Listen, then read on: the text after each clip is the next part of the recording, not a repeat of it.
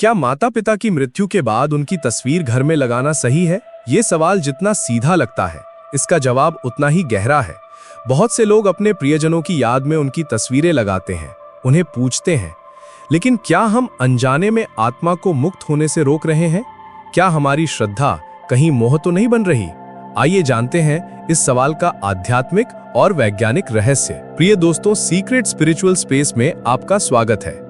अगर हमारी बातें आपके दिल को सुकून देती हैं और आपको आत्मिक सफर पर ले जाती हैं, तो चैनल सब्सक्राइब करके इस आध्यात्मिक यात्रा का हिस्सा बनिए। आइए चलें उस राह पर जहां ज्ञान, शांति और सकारात्मक ऊर्जा आपका इंतजार कर रही है। माता पिता हमारे लिए केवल जन्मदाता ही नहीं, बल्कि पहले गुरु भी होते हैं। उनके बिना हमारा अस्तित्व अधूरा है। उनका प्रेम, उनका त्याग और उनका आशीर्वाद ही हमारे जीवन की सबसे बड़ी पूंजी है। जब वे इस धरती के बंधनों से मुक्त होकर हमें छोड़ जाते हैं, तब उनकी स्मृति हमारे हृदय में हमेशा के लिए बस जाती है। अक्सर हम देखते हैं कि लोग अपने दिवंगत माता पिता या परिजनों की याद में उनका चित्र घर में लगाते हैं। रोज उस चित्र के सामने दीपक जलाते हैं, पुष्प अर्पित करते हैं और मन ही मन उनसे आशीर्वाद मांगते हैं। परंतु प्रश्न ये उठता है कि क्या ये वास्तव में आत्मा के लिए कल्याणकारी है? क्या इससे दिवंगत आत्मा को शांति मिलती है, या कहीं ये आत्मा के लिए नया बंधन तो नहीं बन जाता? इसी विषय पर हमारे प्राचीन शास्त्रों में गहन रहस्य छिपा है। गरुड़ पुराण और शिव संहिताओं में उल्लेख मिलता है कि मृत्यु के बाद आत्मा की यात्रा पर केवल उसके कर्म और परिजनों की श्रद्धा का प्रभाव पड़ता है। परंतु इस श्रद्धा का स्वरूप कैसा होना चाहिए, यही समझना आवश्यक है। कहा जाता है कि एक बार पक्षीराज गरुड़ पृथ्वी लोक का भ्रमण कर रहे थे। वे मनुष्यों के जीवन और मृत्यु के रहस्यों को देख रहे थे। तभी उन्होंने एक परिवार को देखा जिसने अपने प्रिय सदस्य को खो दिया था। शमशान में वे विलाप कर रहे थे। उनके आंसू उनके हृदय के दुख को बता रहे थे। कुछ समय बाद उसी परिवार ने उस दिवंगत व्यक्ति की एक सुंदर तस्वीर बनवाई और उसे अपने घर के पूजा स्थान पर रख दिया। वे रोज उस चित्र के सामने दीपक जलाते, पुष्प अर्पित करते और उसे उसी श्रद्धा से पूजते जैसे किसी देवता को पूजते हैं। गरुड़ देव ये देखकर आश्चर्यचकित हो गए।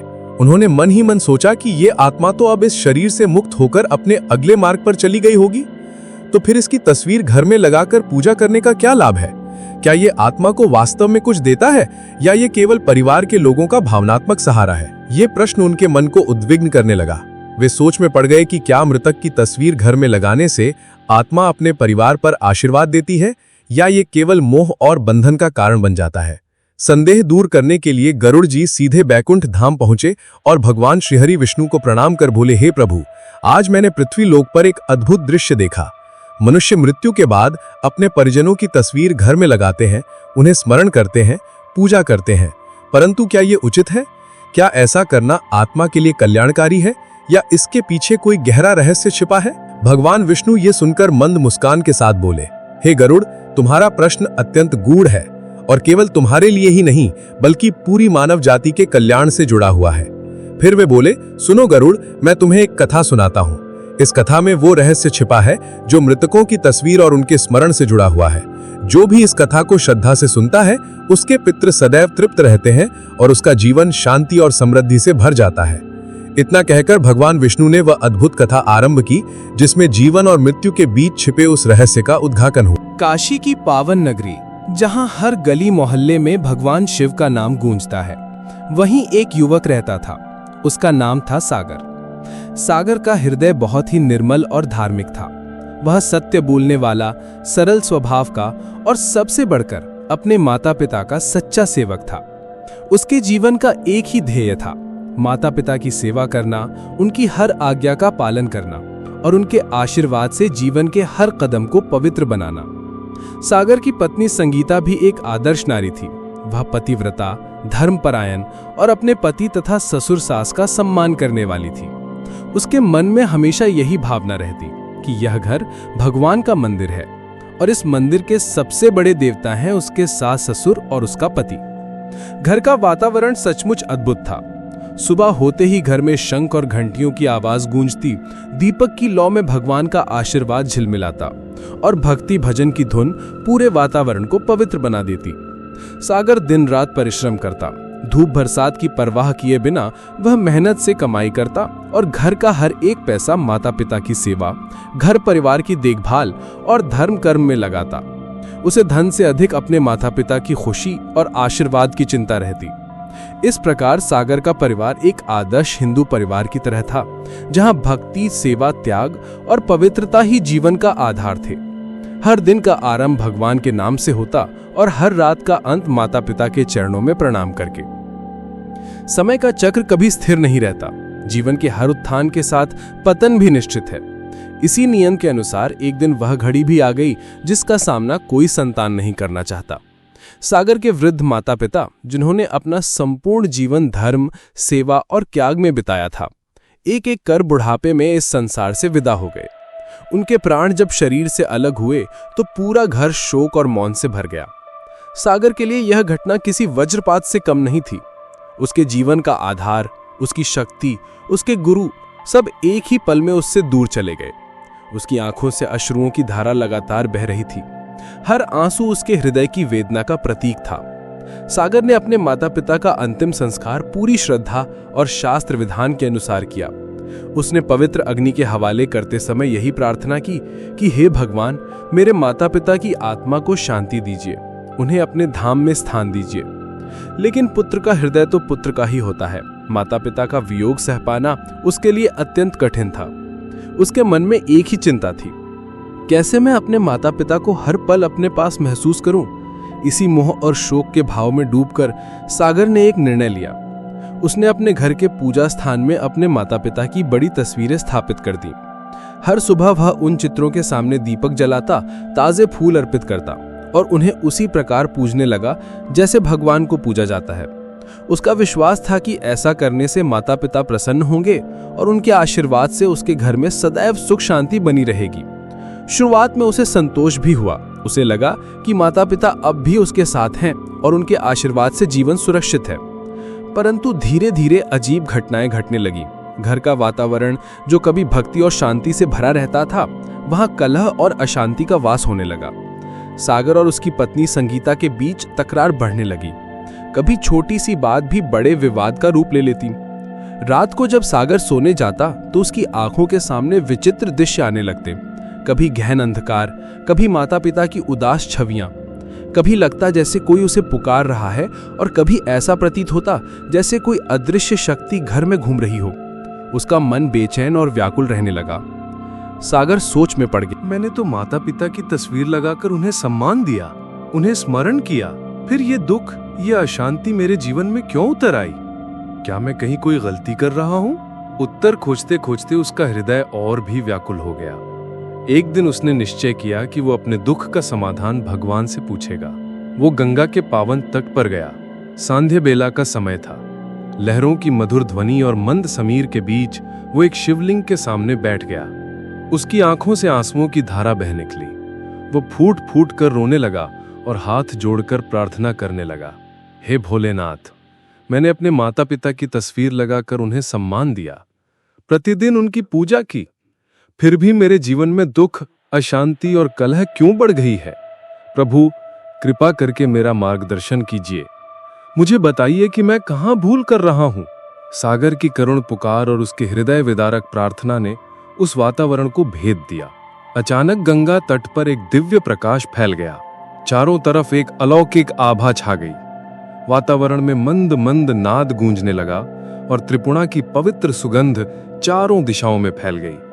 क्षण भर में वहां स्वयं भगवान शिव प्रकट हो गए। जटाओं से गंगा प्रवाहित हो रही थी, गले में सर्प शोभा पा रहा था और मुख पर दिव्य करुणा का भाव झलक रहा था। सागर स्तब्ध रह गया। उसकी आंखों से आंसुओं की धारा बह निकली और उसका शरीर श्रद्धा से कांप उठा। वो हाथ जोड़कर कांपते हुए बोला, हे महादेव, आज आपके दर्शन पाकर मेरा जीवन सफल हो गया। लेकिन प्रभु, कृपा करके बताइए, मैंने ऐसा क्या किया जिससे मेरे घर में शांति की जगह कलह आ गया? मैं तो अपने माता पिता की स्मृति में उन्हें पूज रहा था, फिर ये दुख क्यों आ गया? भगवान शिव ने स्नेह और करुणा से भरे स्वर में कहा, हे वत्स सागर, तुम्हारा हृदय निर्मल है, तुम्हारी श्रद्धा और सेवा निस्संदेह सराहनीय है। माता पिता के प्रति तुम्हारा भाव प्रशंसनीय है, परंतु तुम्हारे ज्ञान में एक भूल रह गई है। समझो वत्स, मृत्यु अंत नहीं है, ये केवल आत्मा की एक यात्रा का पड़ाव है। जैसे कोई यात्री एक सराय छोड़कर अगली यात्रा पर निकलता है, वैसे ही आत्मा एक शरीर त्याग कर दूसरे लोक की ओर बढ़ती है। परंतु जब कोई संतान या परिवारजन उस आत्मा की तस्वीर को भगवान के पूजा स्थान में स्थापित कर प्रतिदिन दीपक जलाते हैं, फूल चढ़ाते हैं और उसी प्रकार आराधना करते हैं जैसे ईश्वर की, तो ये श्रद्धा अनजाने में एक बंधन बन जाती है। आत्मा जो आगे बढ़ना चाहती है वो मोह और स्मृति में अटक जाती है, उसका मार्ग बाधित हो जाता है। हे वत्स, आत्मा को सबसे बड़ी आवश्यकता मुक्ति की होती है, न कि बंधन की। जब तुम माता पिता की तस्वीर को भगवान के स्थान पर रखते हो तो तुम दो अलग अलग ऊर्जा धाराओं को एक कर देते हो। एक शक्ति है ईश्वर की जो मुक्ति और प्रकाश की ओर ले जाती है, दूसरी शक्ति है पितरों की जो स्मृति और मोह से जुड़ी होती है।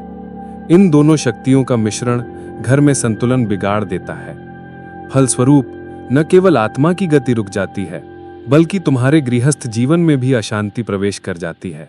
यही कारण है कि तुम्हारे घर में कलह और स्वप्नों में विचित्र दृश्य प्रकट होने लगे। सागर गहरी श्रद्धा और जिज्ञासा के साथ भगवान शिव की बातों को सुन रहा था। उसका मन कांप रहा था, पर साथ ही उसे ऐसा लग रहा था मानो अंधकार हटकर प्रकाश प्रकट हो रहा हो। सागर के मन में अनेक प्रश्न उठ रहे थे। उसने श्रद्धा से कांपती आवाज में कहा, हे प्रभु, मैंने तो केवल अपने माता पिता को सम्मान देने के लिए उनकी तस्वीर को पूजा स्थान पर रखा था और प्रतिदिन दीपक जलाकर उन्हें प्रणाम करता था। क्या यह भी भूल है? क्या अपने माता पिता की तस्वीर के आगे झुकना गलत है? भगवान शिव ने अत्यंत शांत और करुणामय स्वर में उत्तर दिया, वत्स, श्रद्धा और पूजा में बड़ा अंतर है। सम्मान का अर्थ है स्मरण करना, उनकी शिक्षाओं को जीवन में उतारना, उनके संस्कारों को आगे बढ़ाना और उनके नाम पर अच्छे कर्म करना। परंतु पूजा का अर्थ है उन्हें देवताओं के समान आराध्य बनाना, और ये उचित नहीं है। समझो वत्स, देवता वे हैं जो हमें मोक्ष की ओर ले जाते हैं। उनकी उपासना हमें बंधन से मुक्त करती है, लेकिन जो आत्मा देह छोड़ चुकी है वो भी यात्रा पर होती है। यदि हम उसे पूजा स्थान पर रखकर बार बार दीपक जलाते हैं, आरती करते हैं, तो वो आत्मा ये अनुभव करती है कि उसका परिवार अभी भी उसे जाने नहीं देना चाहता। ये मोह उस आत्मा को बांध लेता है, उसकी गति रुक जाती है और परिवार पर भी उसका प्रभाव अशांति के रूप में प्रकट होने लगता है। हे वत्सागर, तुम्हें अपने माता पिता की तस्वीर रखने से कोई रोक नहीं है, लेकिन याद रखना, वो तस्वीर केवल स्मृति का माध्यम होनी चाहिए, पूजा का नहीं। उसे घर के किसी शांत कोने में, दीवार पर या बैठक में रखो, जहां तुम बैठकर उन्हें प्रेम से याद कर सको, उनसे प्रेरणा ले सको। परंतु वहां दीपक, अगरबत्ती और आरती न करो, क्योंकि वह स्थान केवल ईश्वर का होता है। ईश्वर की उपासना से मुक्ति का मार्ग खुलता है, जबकि मृतात्माओं की पूजा से मोह बढ़ता है। सागर की आंखों से आंसू बह निकले। उसने रोते हुए पूछा, प्रभु, यदि तस्वीर के आगे दीपक जलाना भी मोह है, तो क्या मैं अपने माता पिता को बिल्कुल भी याद न करूं? क्या उनकी छवि घर में ना रखूं? भगवान शिव ने अत्यंत सांत्वना और करुणा के साथ कहा, वत्स, स्मृति से कोई वंचित नहीं कर सकता। माता पिता को याद करना, उनकी तस्वीर रखना बुरा नहीं है, परंतु उन्हें पूजा का केंद्र बना देना उचित नहीं है। स्मरण और श्रद्धा आत्मा को मुक्त करती हैं, परंतु पूजा और मोह आत्मा को बांधते हैं। यदि तुम सचमुच अपने माता पिता की आत्मा का कल्याण चाहते हो, तो उनके लिए वह कर्म करो जो शास्त्रों में बताए गए हैं। श्राद्ध करो, तर्पण करो, दान पुण्य करो, गीता का पाठ करो और उनके नाम से भूखों को भोजन कराओ। यही वो कर्म है जो उनकी आत्मा को तृप्त करेंगे और तुम्हारे जीवन को भी आशीर्वाद देंगे। हे वत्सागर, ध्यान रखना, देवस्थान वह स्थान है जहां दिव्य ऊर्जा का आवाहन होता है। वहां केवल देवताओं की उपस्थिति होनी चाहिए। यदि उसी स्थान पर मृत आत्माओं की तस्वीर रखी जाती है, तो ऊर्जा मिलके उलझ जाती है और ये उलझन तुम्हारे गृहस्थ जीवन में मानसिक अशांति, आपसी कलह और बाधाओं का रूप ले लेती है। इसलिए वत्स, सम्मान करो पर पूजा मत करो, स्मरण करो पर बंधन मत दो। प्रेम मुक्त करता है पर मोह बांध लेता है। सागर भगवान शिव के चरणों में बैठा था। मन में अनेक प्रश्न थे और माता पिता की स्मृतियां उसे विचलित कर रही थीं। तब महादेव ने करुणा से मुस्कुराते हुए कहा, वत्स सुनो, शास्त्रों ने स्पष्ट कहा है कि भगवान का स्थान सदैव पूजा और आत्मा की मुक्ति का केंद्र होता है। वहीं पितरों का स्थान स्मरण और श्रद्धा का स्थान है। दोनों को अलग रखना ही धर्म है। जब तक ये भेद समझोगे नहीं, घर में संतुलन और शांति नहीं बनी रह सकती। इन वचनों ने सागर के हृदय को गहराई तक छू लिया। उसे लगा कि उसका प्रेम पवित्र था, परंतु उसका तरीका सही नहीं था। वो सोच रहा था कि तस्वीर के सामने दीपक जलाकर माता पिता प्रसन्न होंगे, परंतु वास्तव में उसकी ये श्रद्धा अनजाने में आत्मा को बंधन में बांध रही थी। महादेव ने कहा, हे वत्स, सच्चा प्रेम वही है जो आत्मा को रोकता नहीं बल्कि उसे आगे बढ़ने की राह दिखाता है। तुम्हारा भाव बहुत सुंदर है। तुमने माता पिता को श्रद्धा दी, यही तुम्हारा धर्म है। परंतु धर्म का पालन केवल भाव से नहीं, ज्ञान से भी करना चाहिए। इसलिए अब मैं तुम्हें वे उपाय बताता हूं जिन्हें शास्त्रों ने पितरों की शांति और तृप्ति के लिए निश्चित किया है। फिर भगवान शिव ने समझाया, जब कोई आत्मा शरीर छोड़ देती है तो वह तुरंत अगले लोक में नहीं जाती। मृत्यु के बाद 13 दिन तक आत्मा अपने घर आसपास ही रहती है। ये समय आत्मा के लिए अत्यंत नाजुक और संवेदनशील होता है। गरुड़ पुराण में स्पष्ट कहा गया है कि उन दिनों आत्मा को भूख और प्यास का अनुभव होता है, पर वह साधारण आंखों से दिखाई नहीं देता। उस आत्मा की तृप्ति केवल पिंडदान और तर्पण से होती है। यदि परिजन श्रद्धा और विधि से ये कर्म करें तो आत्मा प्रसन्न होकर अपनी आगे की यात्रा सहजता से कर पाती है। लेकिन यदि इन कर्मों को छोड़ दिया जाए और केवल तस्वीर के सामने दीपक जलाकर पूजा की जाए तो आत्मा की पीड़ा समाप्त नहीं होती, बल्कि आत्मा मोह और असंतोष में फंस सकती है। यही कारण है कि श्राद्ध और तर्पण को सर्वोच्च महत्व दिया गया है। महादेव ने आगे कहा, वत्स, तस्वीर स्मरण का साधन है, पूजा का स्थान नहीं। यदि तुम अपने माता पिता की तस्वीर घर में लगाना चाहते हो तो उसे भगवान के पूजा स्थान से अलग रखो। किसी दीवार पर किसी शांत कोने में उनकी तस्वीर लगाओ। वहां बैठकर तुम उन्हें याद कर सकते हो, उनकी बातें कर सकते हो, उनके जीवन से प्रेरणा ले सकते हो। परंतु वहां दीपक, अगरबत्ती या मंत्र पाठ मत करना, क्योंकि ये सब ईश्वर की उपासना के लिए है, आत्मा की शांति के लिए नहीं। आत्मा की शांति श्राद्ध, तर्पण और दान से मिलती है। तस्वीर केवल तुम्हें ये याद दिलाती है कि तुम्हें अपने पितरों का ऋण चुकाना है। भगवान शिव की वाणी में करुणा और गहराई थी। वे आगे बोले, हे सागर, जब तुम अपने माता पिता की स्मृति में भूखों को अन्न खिलाते हो, किसी निर्धन को वस्त्र दान करते हो या किसी की सेवा करते हो, तो उसका पुण्य सीधा उनकी आत्मा तक पहुंचता है। यही वो ऊर्जा है जो उन्हें आगे की यात्रा में सहारा देती है। सोचो, यदि तुमने उनके नाम पर किसी गरीब को भोजन कराया तो उसका आशीर्वाद तुम्हारे माता पिता की आत्मा को शक्ति देगा। यदि तुमने एक वृक्ष लगाया या जलदान किया तो वो पुण्य उनकी आत्मा के लिए अमृत के समान होगा। यही सच्ची पूजा है, यही सच्ची श्रद्धांजलि है। याद रखो वत्स, भगवान के पूजन का मार्ग अलग है और पितरों के तर्पण का मार्ग अलग। जब दोनों को उनके स्थान पर रखोगे तभी घर में संतुलन, सुख और शांति बनी रहेगी। यही धर्म का सत्य है और यही आत्मा को मोक्ष की राह दिखाने वाला उपाय है। सागर नतमस्तक होकर शिव के चरणों में झुक गया। उसके हृदय से संशय मिट चुका था। अब उसे समझ आ चुका था कि माता पिता की स्मृति का सम्मान कैसे करना है और उनकी आत्मा की शांति के लिए कौन से कर्म करना आवश्यक है। सागर ध्यान मग्न होकर भगवान शिव की वाणी सुन रहा था। तब महादेव ने शांत स्वर में कहा, वत्स, गीता में स्वयं भगवान श्री कृष्ण ने आत्मा का रहस्य स्पष्ट किया है। गीता के दूसरे अध्याय में श्लोक आता है, वासांसी जीर्णानि यथा विहाय नवान्य गृह्णाति नरोपराणि तथा शरीराणि विहाय जीर्णा नन्यानि संयाति नवानि देहि। इसका अर्थ है, जैसे मनुष्य पुराने वस्त्रों को त्याग कर नए वस्त्र धारण करता है, वैसे ही आत्मा भी पुराने शरीर को छोड़कर नया शरीर धारण करती है। शरीर नाशवान है पर आत्मा अमर है। आत्मा न जन्म लेती है न मरती है, वह केवल यात्रा करती है एक शरीर से दूसरे शरीर में, जब तक कि वह अपने अंतिम लक्ष्य परमात्मा के मिलन तक न पहुंच जाए।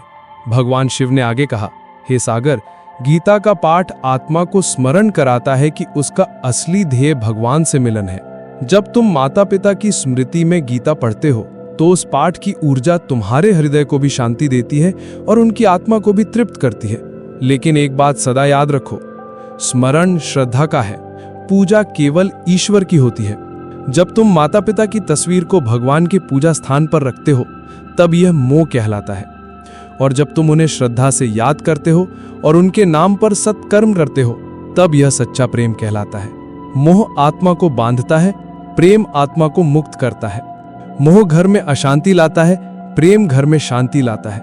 मोह तुम्हें आंसुओं में डुबोता है, जबकि प्रेम तुम्हें आशीर्वाद से भर देता है और कर्मशील बनाता है। सागर के नेत्र भर आए। उसने हाथ जोड़कर विनम्रता से कहा, प्रभु, अब मुझे समझ आया कि मेरी भूल कहाँ थी। मैं अपने माता पिता को पूजा की मूर्ति मान रहा था, जबकि मुझे उन्हें स्मृति और प्रेरणा का आधार मानना चाहिए था। कृपया बताइए, अब मैं कौन से कर्म करूं जिससे उनकी आत्मा को शांति मिले और मेरे घर में सुख शांति बनी रहे। महादेव मुस्कुराए और बोले, वत्स, अब तुम्हें अपनी भूल सुधारनी चाहिए। अपने माता पिता की तस्वीर को पूजा स्थान से हटाकर किसी शांत स्थान पर रखो। वहां बैठकर उन्हें याद करो, उनके जीवन से प्रेरणा लो, पर पूजा केवल भगवान की करो। अपने माता पिता की आत्मा की शांति के लिए हर वर्ष श्राद्ध और तर्पण करो। नियमित रूप से गीता का पाठ करो, उनके नाम पर सत्कर्म करो, भूखों को अन्न खिलाओ, रोगियों को औषधि उपलब्ध कराओ, जरूरतमंदों को वस्त्र दो। यदि संभव हो तो वृक्ष लगाओ, जलदान करो, गो सेवा करो। यही उनके लिए सबसे बड़ी श्रद्धांजलि होगी। यही पुत्र धर्म है। याद रखो, सच्चा प्रेम वही है जो आत्मा को आगे बढ़ने की राह दिखाए। जो गया है उसका मार्ग रोकना उचित नहीं है। मृत्यु का अर्थ है आगे की यात्रा। जब तुम उन्हें बंधन में रखोगे तो उनकी आत्मा भी असंतोष में रहेगी और तुम्हारा मन भी शांति नहीं पाएगा। लेकिन जब तुम उन्हें स्मरण कर अच्छे कर्म करोगे तब उनकी आत्मा मुक्त होगी और तुम्हें उनके आशीर्वाद का वरदान मिलेगा। सागर के हृदय से बोझ उतरने लगा। उसकी आंखों से आंसू बह निकले, पर अब वे आंसू दुख के नहीं बल्कि शांति और समर्पण के थे।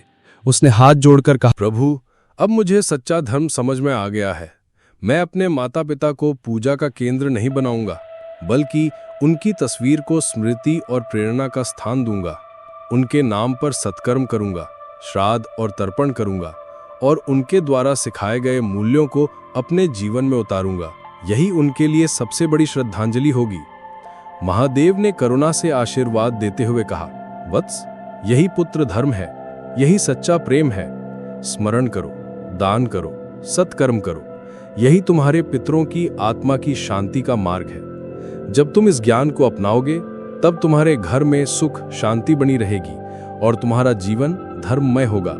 इतना कहकर भगवान शिव दिव्य प्रकाश में विलीन हो गए और सागर के जीवन में नया प्रकाश उतर आया। जब वातावरण में गहन शांति छा गई तो सागर का हृदय भी हल्का और निर्मल हो गया। अपने घर लौटते ही उसने सबसे पहला काम यही किया कि अपने माता पिता की तस्वीर जो अब तक पूजा स्थान पर रखी थी वहां से हटा दी। लेकिन उसने उसे घर से हटाया नहीं, बल्कि एक शांत और पवित्र स्थान पर रख दिया। ऐसा स्थान जहां पूरा परिवार बैठकर श्रद्धा और स्मरण कर सके। अब वो तस्वीर उसके लिए मोह या आसक्ति का कारण नहीं रही, बल्कि एक प्रेरणा का स्रोत बन गई। सागर ने संकल्प लिया कि वो हर वर्ष श्राद्ध और तर्पण की विधि अवश्य करेगा। अपने माता पिता की स्मृति में गरीबों और जरूरतमंदों को भोजन कराना शुरू किया।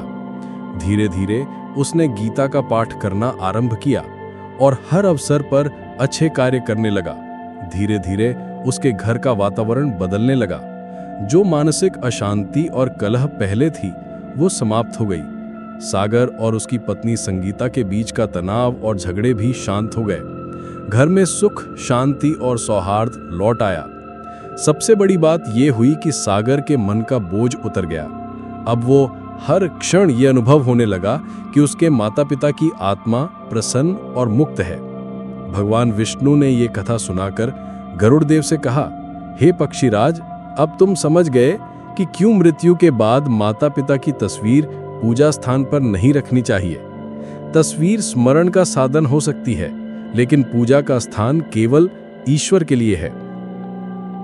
विष्णु भगवान ने आगे कहा, मनुष्य का सच्चा धर्म ये है कि वो अपने पितरों के लिए श्राद्ध और तर्पण करे, उनके नाम पर दान पुण्य करे और उनके जीवन मूल्यों को अपने जीवन में उतारे। यही मार्ग आत्मा को शांति देने वाला है और इसी से परिवार पर आशीर्वाद बना रहता है। ये सुनकर गरुड़ जी ने विनम्र होकर कहा, हे प्रभु, आज मेरा संशय मिट गया। अब मैं इस ज्ञान का प्रचार करूंगा ताकि लोग मोह और अज्ञान में ना पड़े। वे ये समझ सकें कि मृतकों की तस्वीर पूजा स्थान पर लगाने से आत्मा बंध जाती है, मुक्त नहीं होती। स्मरण श्रद्धा से करो, परंतु पूजा केवल ईश्वर की। यही सच्चा धर्म है, यही संतुलन है। भगवान विष्णु ने गरुड़ देव से कहा, हे गरुड़, यही संदेश तुम तीनों लोकों में फैलाओ। ये ज्ञान हर गृहस्थ के लिए आवश्यक है। जो इसे अपनाएगा उसके घर में सदैव शांति, सुख और समृद्धि बनी रहेगी। मित्रों, इस कथा से हमें ये गहरी शिक्षा मिलती है कि माता पिता की मृत्यु के बाद उनकी तस्वीर घर में लगाना बुरा नहीं है, लेकिन उसे पूजा स्थान पर रखना उचित नहीं है। पूजा का स्थान केवल और केवल भगवान के लिए है। तस्वीर को स्मृति और श्रद्धा के स्थान पर रखो, लेकिन उनकी आत्मा की शांति के लिए श्राद्ध, तर्पण, दान और गीता पाठ अवश्य करो। सच्ची श्रद्धांजलि आंसुओं में डूबकर आत्मा को बांधना नहीं है। सच्ची श्रद्धांजलि ये है कि हम उनके नाम पर अच्छे कर्म करें, धर्म का पालन करें और सत्कर्म में जीवन बिताएं। जब हम ऐसा करते हैं तो हमारे पितरों की आत्मा प्रसन्न होकर मुक्त होती हैं और साथ ही हमें भी आशीर्वाद देती हैं। याद रखो, मोह आत्मा को बांटता है और प्रेम आत्मा को मुक्त करता है। इसलिए अपने माता पिता को प्रेम से विदा करो, मोह से नहीं। यही सच्चा पुत्र धर्म है। और मित्रों, यही रहस्य हमें ये भी बताता है कि मृत्यु अंत नहीं है, बल्कि आत्मा की यात्रा का एक नया प्रारंभ है। जब हम अपने पितरों को मुक्त करते हैं तो हमारे जीवन में भी प्रगति, शांति और आशीर्वाद आता है। तो दोस्तों, ये कथा हमें गहरा और महत्वपूर्ण सबक सिखाती है। माता पिता के प्रति हमारी श्रद्धा, हमारा प्रेम और उनका सम्मान हमेशा हमारे दिल में रहना चाहिए। पर याद रहे, सच्ची श्रद्धांजलि उन्हें बांधने में नहीं, बल्कि उन्हें मुक्त करने में है। ये कहानी हमें बताती है कि हमारी श्रद्धा का रूप क्या होना चाहिए। पूजा केवल उस परम सत्ता के लिए है जो हमें मुक्ति का मार्ग दिखाती है। वहीं हमारे पितरों के लिए स्मरण, दान और सत्कर्म ही असली पूजा है। जब हम उनके नाम पर किसी भूखे को भोजन कराते हैं, किसी जरूरतमंद की मदद करते हैं या कोई नेक काम करते हैं, तो उस पुण्य की ऊर्जा सीधे उनकी आत्मा तक पहुंचती है। यही वो पवित्र बंधन है जो आत्मा को मोक्ष की ओर ले जाता है। तो अगली बार जब आप अपने प्रियजनों की तस्वीर देखें, तो उसे केवल श्रद्धा और प्रेरणा का प्रतीक मानकर प्रणाम करें। उनके दिखाए गए रास्तों पर चलें, उनके संस्कारों को आगे बढ़ाएं और उनके नाम पर ऐसे कर्म करें जो उन्हें सच्ची शांति प्रदान करें। क्योंकि मोह बांधता है और प्रेम मुक्त करता है। आप सभी का इस ज्ञानमय वीडियो को अंत तक देखने के लिए हृदय से धन्यवाद। अगर इस ज्ञान ने आपके मन में थोड़ी भी रोशनी जलाई है, तो इस वीडियो को लाइक करें, शेयर करें और हमारे चैनल सीक्रेट स्पिरिचुअल स्पेस को सब्सक्राइब करें, ताकि ये दिव्य ज्ञान औरों तक पहुंचे। अपना अनुभव कमेंट में जरूर लिखें। हो सकता है आपका अनुभव किसी और के लिए उत्तर बन जाए। अंत में, प्रेम और विश्वास की इस पवित्र यात्रा में हमारे साथ जुड़ने के लिए आप सबका हृदय से आभार।